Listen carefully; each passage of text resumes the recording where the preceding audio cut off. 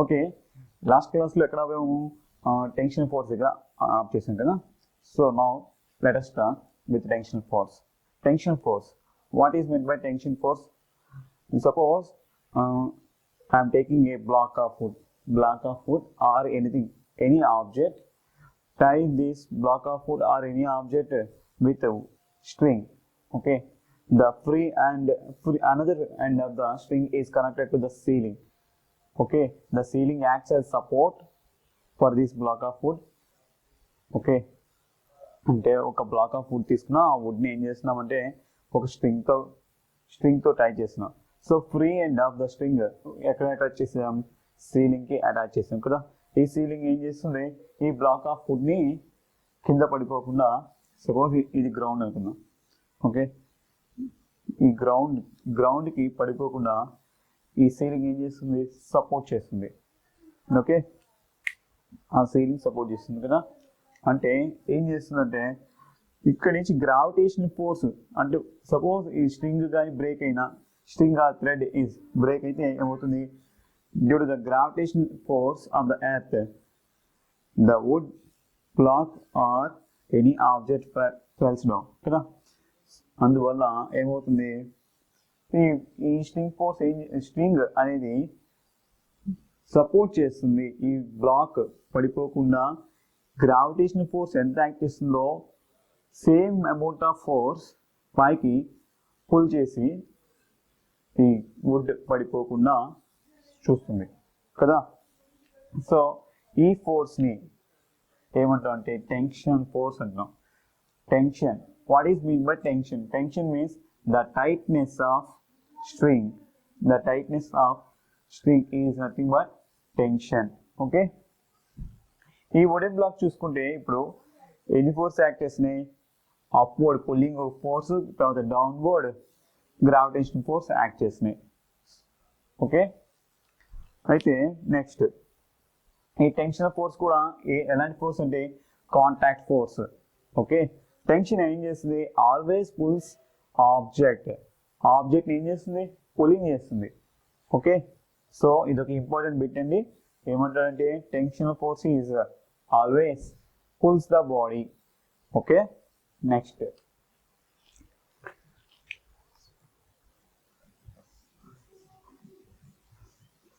Tension force is also a contact force. After that, non-contact forces. In non-contact forces, we have to see first magnetic force. Okay, magnetic force.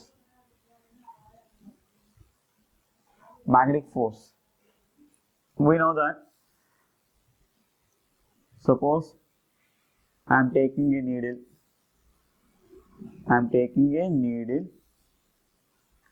Okay, with the help of magnet, rub the needle gently with the help of magnet, gently along one side. Okay, after some time the needle will get magnetized. Okay, ఏం చేస్తున్నామంటే ఒక needle తీసుకున్నా, ఆ నీడిల్ని rub చేస్తున్నాం. ఆ rubbing కూడా ఎలా చేయాలంటే ఫస్ట్ ఇలా ఉంది కదా, సో ఇలా రబ్ చేయాలి. మళ్ళీ బ్యాక్ తీసుకురాకూడదు. బ్యాక్ తీసుకొస్తే ఒకసారి మ్యాగ్నటైజ్ చేసి మళ్ళీ ఏమవుతుంది? డీమ్యాగ్నటైజ్ అవుతుంది. సో అందువల్ల ఏం చేస్తున్నాం అంటే ఒకసారి అంటే ఒక సైడే రబ్ చేస్తున్నాం. రబ్ చేసిన తర్వాత ఏమవుతుందంటే ఈ నీడిల్ మ్యాగ్నెట్ లా యాక్ట్ చేస్తుంది. Okay, if the needle is bring to the magnetic compass and we have to find out which one is north and which one is south. Okay, suppose I am getting this pole as north pole and this pole as south pole. Okay, అంటే ఇది తీసుకెళ్ళి magnetic compass దగ్గర తీసుకెళ్ళి పెడుతుంటే ఒకటేమో north pole గా and another side of the needle is behaves like south pole. అలా behave చేస్తుంది కదా. నెక్స్ట్ ఇంకో నీడిల్ తీసుకొని మళ్ళీ సేమ్ ప్రాసెస్ రిపీట్ చేసి అక్కడ కూడా నార్త్ అండ్ సౌత్ పోల్ని ఫైండ్ అవుట్ చేయడం. ఓకే, నార్త్ పోల్కి ఏమో నార్త్ పోల్కి వైట్ బాల్ని అంటే ఫోమ్ బాల్స్ని వైట్ బాల్ని ప్లేస్ చేయండి. ఇక్కడేమో సౌత్ పోల్కి ఏమో రెడ్ బాల్ని ప్లేస్ చేయండి. అంటే ఇలా నీడిల్ ఉందనుకోండి, ఇక్కడ ఒక బాల్ని గుచ్చండి, ఇక్కడ ఒక బాల్ని, అంటే నార్త్ పోల్కి ఏమో ఏంటిది వైట్ బాల్, చిన్నది వైట్ బాల్. నెక్స్ట్ సౌత్ పోల్కి ఏమో రెడ్ బాల్, ఇలా గుచ్చా. ఓకేనా. నెక్స్ట్ సేమ్ అలాగే ఇంకోటి తీసుకోండి, దానికి కూడా ఏంటి వైట్, ఇక్కడ రెడ్ సౌత్కి. సో ఇలా ఏం చేసాం, మ్యాగ్నెటైజ్ చేసాం రెండింటిని మ్యాగ్నెటైజ్ చేసి బాల్స్ని ఫిక్స్ చేసాం. ఆఫ్టర్ దట్ ఏం చేయాలంటే ఒక బౌల్ ఆఫ్ వాటర్ తీసుకోండి. We have to take a bowl of water. ఈ బౌల్లో ఏం చేస్తున్నామంటే వాటర్ తీసుకోండి. వాటర్ తీసుకొని ఫస్ట్ ఏం చేస్తున్నాం, నీడిల్ని డ్రాప్ చేయండి వాటర్లో. ఒకటి ఏమో నార్త్ అండ్ సౌత్ కదా. నెక్స్ట్ ఇంకో needle same north and south place చేశారు. రెండింటిని ప్లేస్ చేస్తే ఏమవుతుందంటే రెండు ఫస్ట్ ఇది north pole and north pole కదా. మనకేం తెలుసు మ్యాగ్నెట్స్లో, like poles repel each other, unlike poles attract each other కదా. 6th క్లాస్లోను 7th క్లాస్లో మనం ఏం నేర్చుకున్నాం అంటే like poles repel each other, unlike poles attract each other. Suppose north pole ఏమవుతుంది, repel each other అంటే దూరంగా వెళ్తాయి, and north pole south pole అయితే అట్రాక్ట్ each other అంటే దగ్గరగా వస్తుంది. సో ఇప్పుడు నేను కనుక ఇలా ప్లేస్ చేస్తాను అనుకోండి, ఏమవుతుంది, ఇక్కడ నార్త్ పోల్ కాబట్టి రెపల్ అయి దూరంగా మూవ్ అవుతుంది కదా. ఇక్కడ సౌత్ పోల్ కాబట్టి ఈ నీడిల్స్ ఏమవుతున్నాయి, దూరంగా అవుతాయి, అంటే పుషింగ్ అవుతుంది, ఒకదానికొకటి పుషింగ్ అవుతుంది. ఓకే. నెక్స్ట్ సపోజ్ ఇప్పుడు నీడిల్ని కనుక నేనేం చేస్తున్నానంటే ఇది ఒకటి నార్త్, ఇది సౌత్, ఇది నార్త్, ఇలా తీసుకున్నాం ఈసారి. ఓకేనా. ఇలా తీసుకుంటే అవి ఏమవుతాయి, నీడిల్స్ రెండు దగ్గరగా మూవ్ అవుతాయి, బికాస్ ఆపోజిట్ పోల్స్ కాబట్టి అట్రాక్ట్ ఈచ్ అదర్, దగ్గరగా వస్తాయి, అంటే పుల్లింగ్ జరుగుతుంది. సో ఇక్కడ కూడా ఏం చేస్తుందంటే due to the magnetic force ఏం చేస్తుంది, పుషింగ్ అండ్ పుల్లింగ్ జరుగుతుంది. So without any direct physical contact, ఈ రెండు నీడిల్స్ ఫిజికల్ కాంటాక్ట్ లేకుండా ఏం జరిగింది, సమ్ ఫోర్స్, మ్యాగ్నెటిక్ ఫోర్స్ అనేది క్రియేట్ అయింది. Okay. So magnetic force is a non contact force, అంటే ఎటువంటి కాంటాక్ట్ లేకుండా ఏం క్రియేట్ అయింది, ఒక ఫోర్స్ అనేది క్రియేట్ అయింది because of magnetic force. Okay. Next topic electrostatic force.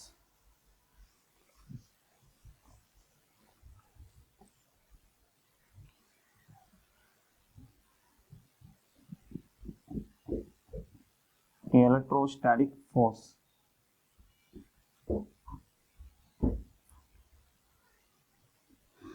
Take a balloon.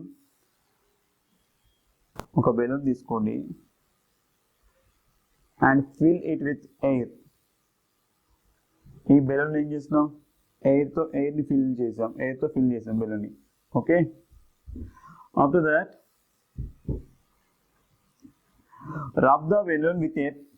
rub this portion of the balloon with a white paper or any rough cloth. Okay. Because of rubbing, a force is created. Okay. అంటే ఇక్కడ rub చేయడం వల్ల ఏమవుతుంది, ఒక force అనేది create అవుతుంది, అంటే charge అనేది ఇక్కడ ఈ ప్లేస్ లో క్రియేట్ అవుతుంది. ఆ చార్జ్ ఎలక్ట్రోస్టాటిక్, అంటే చార్జ్ అనేది క్రియేట్ అయింది కదా. ఆఫ్టర్ దట్ ఏం చేస్తున్నాం, పీస్ ఆఫ్ పేపర్స్ని, అంటే ఒక పేపర్ తీసుకొని దాన్ని ఏం చేస్తున్నాం, పీస్ ఆఫ్ పేపర్స్గా కట్ చేయండి. ఓకే. ఇక్కడ పేపర్స్ పెట్టాం అనుకోండి, ఇలా పీస్ ఆఫ్ పేపర్స్ని కట్ చేసి పెట్టాం కదా. ఈ బెలూన్ తీసుకొచ్చి, రబ్ చేసిన బెలూన్ తీసుకొచ్చి ఏం చేస్తున్నాం అంటే ఇక్కడ పెట్టాం అనుకోండి, అంటే bring near to the piece of papers, this balloon. What we will observe, these papers will try to attract the balloon ante, or these papers will attach to the balloon అంటే ఈ బెలూన్కి వెళ్ళి ఈ పేపర్స్ ఏమవుతాయి, అతుక్కోవడానికి try చేస్తాయి. Okay, మీతో అంటే contact లేకుండా ఈ పేపర్స్ ఇక్కడ ఉన్నాయి, బెలూన్ ఏమో కొంచెం నియర్గా తీసుకోవచ్చు, అంతేగాని ఎటువంటి కాంటాక్ట్ లేదు. రెండింటి మధ్య కాంటాక్ట్ లేకుండా పెడుతుంటే ఏమవుతుంది, ఇక్కడ piece of papers try to attract. Okay, ఈ బెలూన్ ఏం చేస్తుంది, ఈ పీస్ ఆఫ్ పేపర్స్ని అట్రాక్ట్ చేయడానికి ట్రై చేస్తుంది. సో ఇవన్నీ వెళ్ళి అతుక్కోవడానికి ట్రై చేస్తుంది, అంటే అతుక్కుండా. ఓకే, సో ఇక్కడ ఏమవుతుంది, ఈ పోర్షన్ని రబ్ చేయడం వల్ల, ఈ బెలూన్ పోర్షన్ని రబ్ చేయడం వల్ల చార్జ్ అనేది క్రియేట్ అయింది కదా, చార్జ్ అనేది క్రియేట్ అయింది. ఎప్పుడైతే ఈ బెలూన్ని పీస్ ఆఫ్ పేపర్స్ దగ్గర తీసుకొచ్చామో, ఈ పేపర్స్ దగ్గర తీసుకొచ్చామో, అప్పుడు ఈ బెలూన్కి ఉన్న చార్జ్కి ఆపోజిట్ చార్జ్ ఈ పీస్ ఆఫ్ పేపర్స్ క్రియేట్ అవుతుంది. Suppose I'm consider this charge as positive charge. బెలూన్కి ఉన్న చార్జ్ని పాజిటివ్ చార్జ్ అనుకున్నా. ఇక్కడ పీస్ ఆఫ్ పేపర్స్కి ఉన్న చార్జ్ ఏమవుతుంది, ఫస్ట్ అండ్ చార్జ్ లేదు కదా, చార్జ్ లేకపోతే బెలూన్ తీసుకురావడం వల్ల ఇక్కడ పేపర్స్లో క్రియేట్ అయ్యే చార్జ్ ఏంటంటే negative charge, opposite charge create అవుతుంది. Because of opposite charges papers ఏమవుతుంది, అట్రాక్ట్ అవుతుంది బెలూన్కి. ఓకే, సో ఎలక్ట్రోస్టాటిక్ ఫోర్స్ అనేది క్రియేట్ అయ్యి ఈ పేపర్స్ అట్రాక్ట్ అవుతుంది. సో వితౌట్ ఎనీ కాంటాక్ట్ లేకుండా ఇక్కడ ఏమవుతుంది, ఫోర్స్ అనేది క్రియేట్ అవుతుంది కదా. సో దీన్ని కూడా ఏమన్నా నాన్ కాంటాక్ట్ ఫోర్స్ అన్నాం. So the force between any two charged bodies or a charged body with another charge with uncharged body is nothing but electrostatic force. Okay, electrostatic force is a non-contact force. After that, gravitational force. Gravitational force.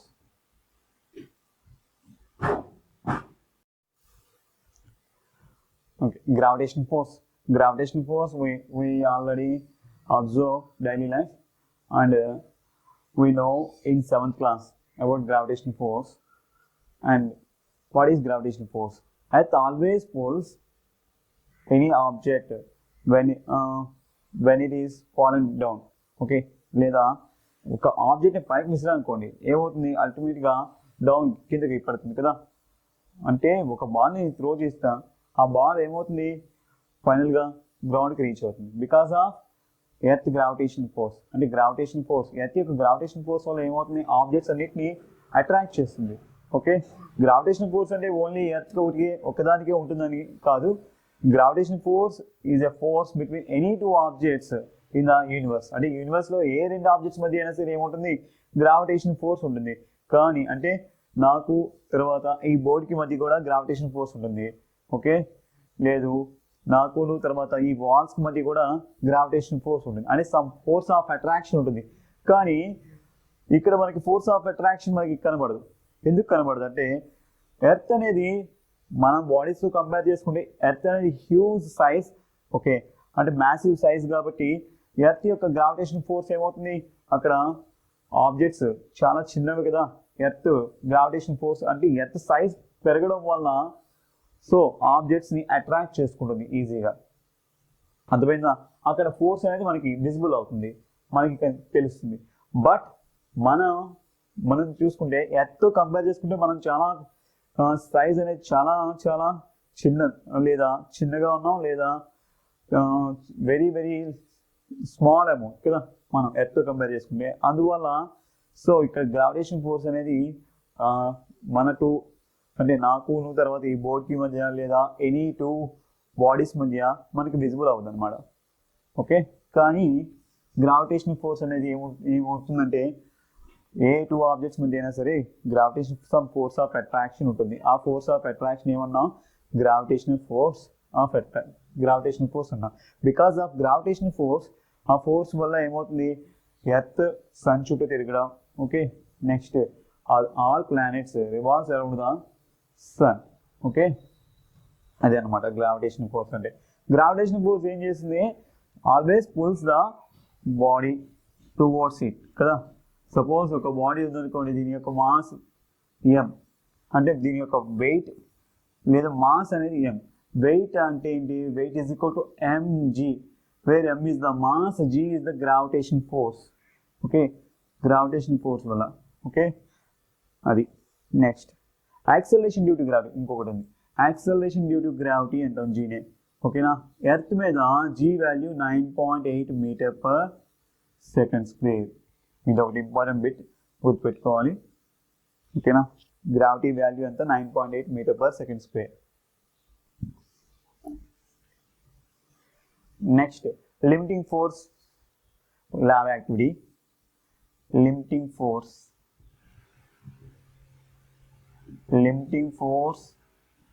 Of string.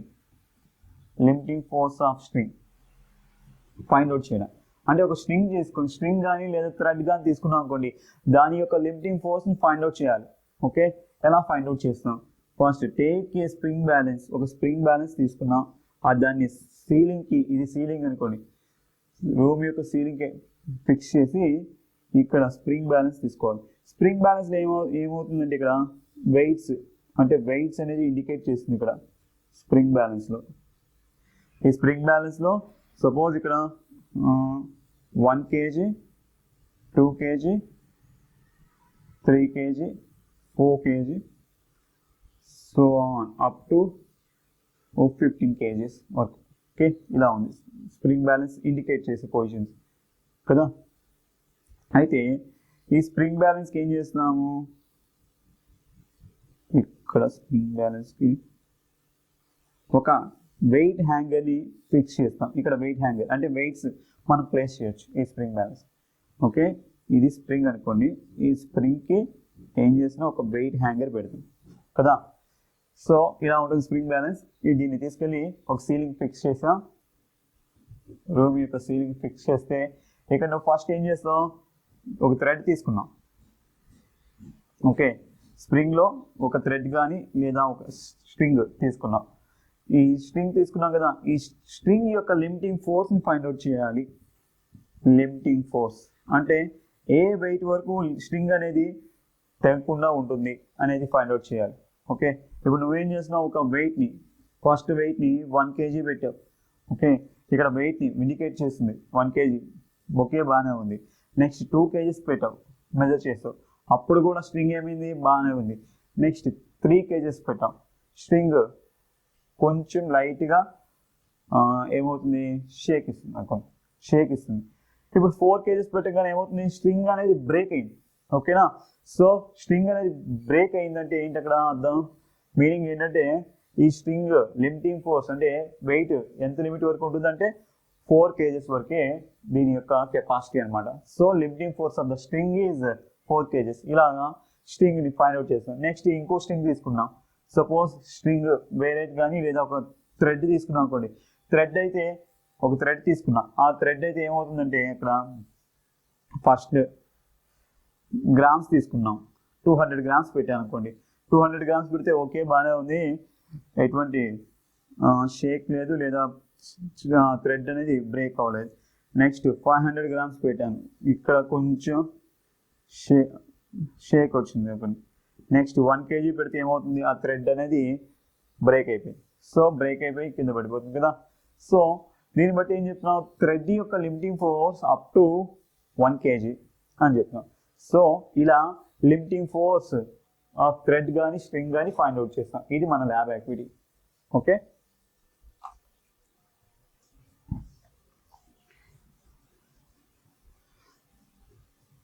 Next క్లాస్లో shape, force వల్ల shape ఎలా change అవుతుంది, direction ఎలా change అవుతుంది, next ఇంకా motion అంటే రెస్ట్లో ఉన్నది మోషన్లోకి ఎలా వెళ్తుంది, అది చూద్దాం. ఓకే.